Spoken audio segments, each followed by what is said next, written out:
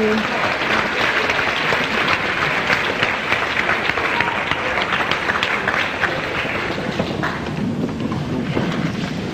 Thank you.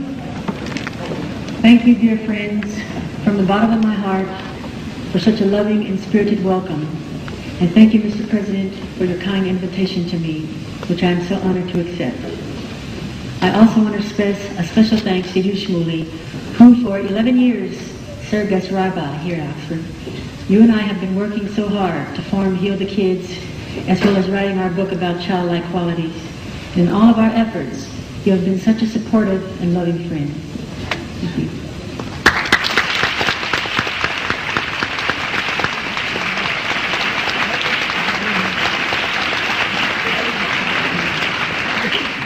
I also want to thank Toba Friedman, our Director of Operations at Heal the Kids, who is returning tonight to the alma mater where she served as a Marshall Scholar, as well as Marilyn Pills, another central member of our Heal the Kids team. I am humbled to be lecturing in a place that has previously been filled by such notable figures as Mother Teresa, Albert Einstein, Ronald Reagan, Robert Kennedy, and Malcolm X. I've even heard that Kermit the Frog made an appearance here. I've always felt a kinship with Kermit's message that it's not easy being green. I'm sure he didn't find it any easier than being up here than I do. As I look around Oxford, I can't help but be aware of the majesty and grandeur of this great institution, not to mention the brilliance of the great and gifted minds that have roamed these streets for centuries. The walls of Oxford have not only housed the greatest philosophical and scientific geniuses, they also have ushered forth some of the most cherished creators of children's literature, from J.R.R. Tolkien to C.S. Lewis. Lewis Carroll's Alice in Wonderland is immortalized in the stained glass windows of Christ Church.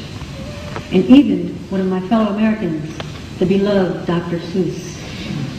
He graced these halls and then went on to leave his mark on the imagination of millions of children throughout the world.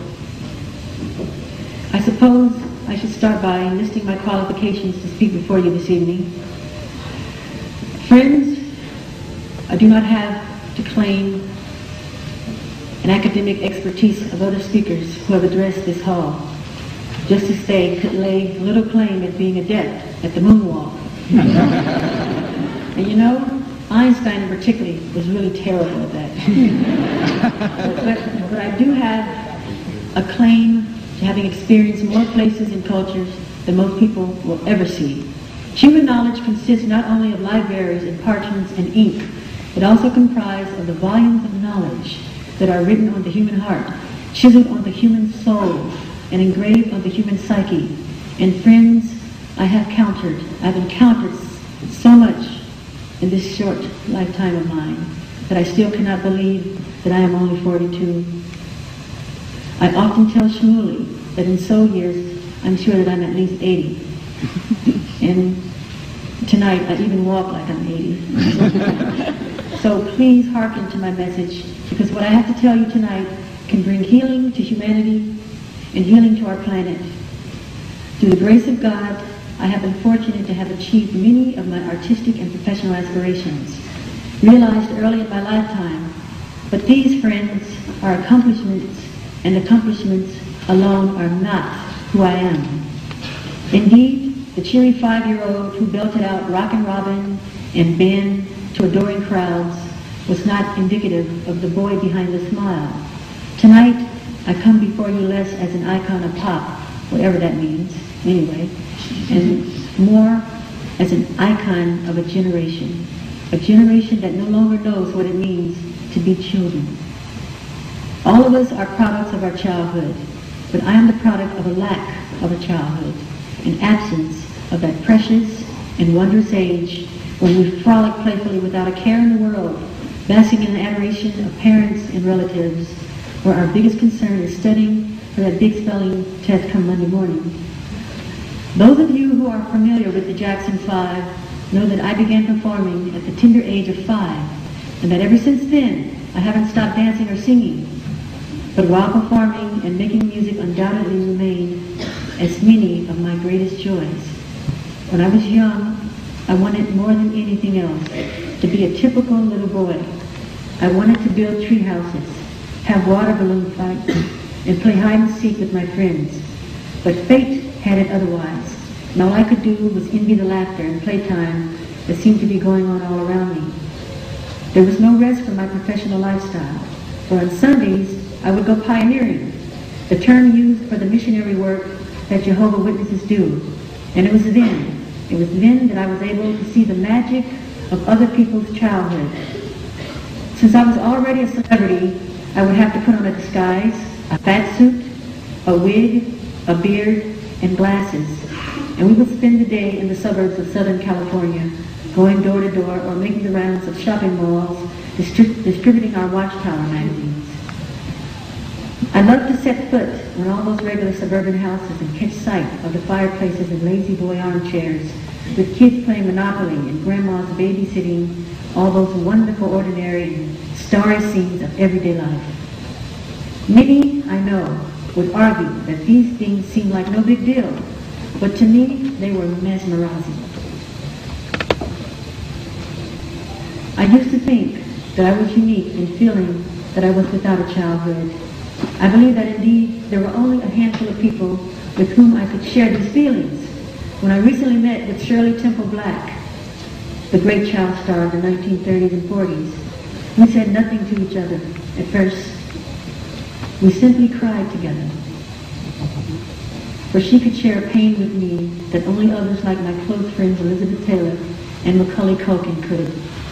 I do not tell you this to gain your sympathy, but to impress upon you in my important point. It is not just Hollywood child stars that have suffered from a non-existent childhood. Today is a universal calamity, a global catastrophe. Childhood has become the great casualty of modern-day living. All around us, we are producing scores of kids who have not had the joy, who have not been accorded the right, who have not been allowed the freedom of knowing what it's like to be a kid. Today's children are constantly encouraged to grow up faster, as if this period known as childhood is a burdensome stage to be endured and ushered through as swiftly as possible. And on that subject, I am certainly one of the world's greatest experts.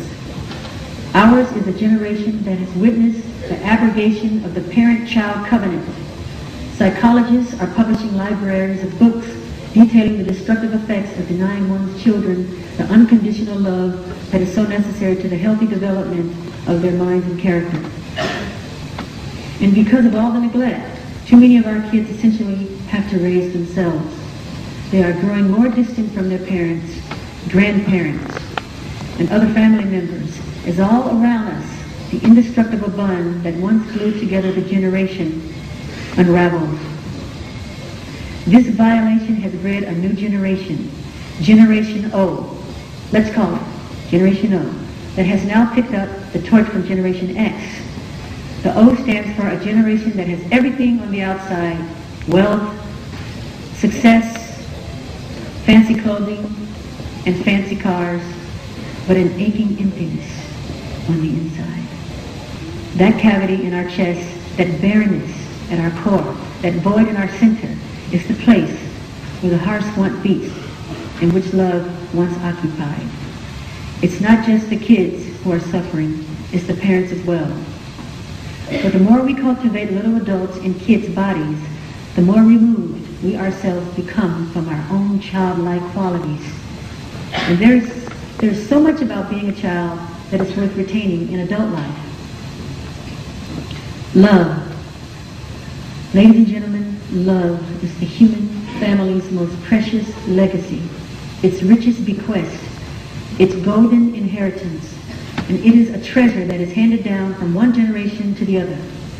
Previous ages may not have had the wealth we enjoy. Their houses may have lacked electricity, and they squeezed their many kids into small homes without central heating. But those homes had no darkness, nor were they cold. They were lit bright with the glow of love, and they were warmed snugly by the very heat of the human heart. Parents, undistracted by the lust for luxury and status, accorded their children's primacy in their lives. As you all know, As you all know,